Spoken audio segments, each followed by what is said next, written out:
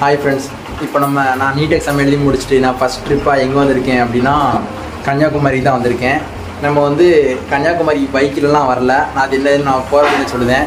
இப்போ கன்னியாகுமரி வந்துட்டு நம்ம ரூம் எடுத்தாச்சு. சிங்கிள் பெட்ரூம் தான் நான் எடுத்திருக்கேன். சரி வாங்க வெளியே நம்ம சுற்றி பார்க்க போகலாம். நம்ம பீச் பக்கத்துலேயே ரூம் எடுத்தாச்சு.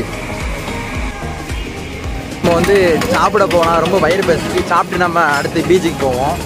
நாங்கள் இப்போ ஹோட்டலில் தான் தேடிக்கிட்டு இருக்கேன்.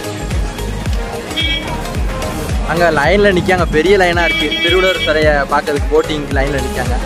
அங்கே நம்ம பையா போய்க்கலாம், கூட்டம்லாம் போட்டோம். ஒரு ஹோட்டல் பார்த்தாச்சு, உட்காந்துருக்கோம். பூரியும் தோசையும் மட்டும் தான் இருக்குன்னு சொன்னாங்க. சாப்பிட்டு பீச்சுக்கு குளிச்ச கிளம்பிட்டோம். நீங்கள் அங்கே பார்க்கும்போது எல்லாமே வானம் மாதிரியே தெரியும், ஆனால் அதில் பாதி வரையும் கடல் நல்லா பார்த்தீங்கன்னா தெரியும். நானும் இப்படி தான் ஏமாந்துட்டேன், வானம் தான் நினச்சேன். அதுக்கடுத்து நல்லா கூர்மையாக கவனிக்கும் போது தான் கடல் பாதி அளவுக்கு இருக்குது. இதுதான் காந்தி நினைவு மண்டபம். இந்த அளவு பண்ணவங்களும் தெரியல, எங்கேயும் போங்க, உள்ளே போங்க.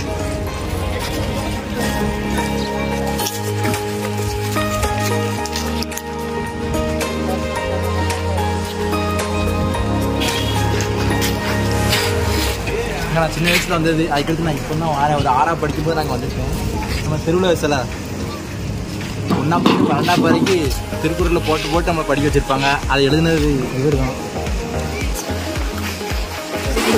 இங்கே தான் இருந்து எல்லோரும் ஜாலியாக பீச்சில் குளிச்சு ஆடுதாங்க. இங்கே தான் குளிக்கிறோமா இல்லை வேறு எதுவும் இடம் இருக்குமா எனக்கு தெரியல.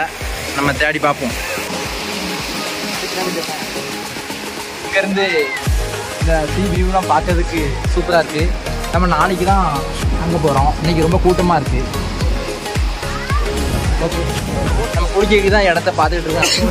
கடலுக்குள்ளே இறங்கியாச்சு.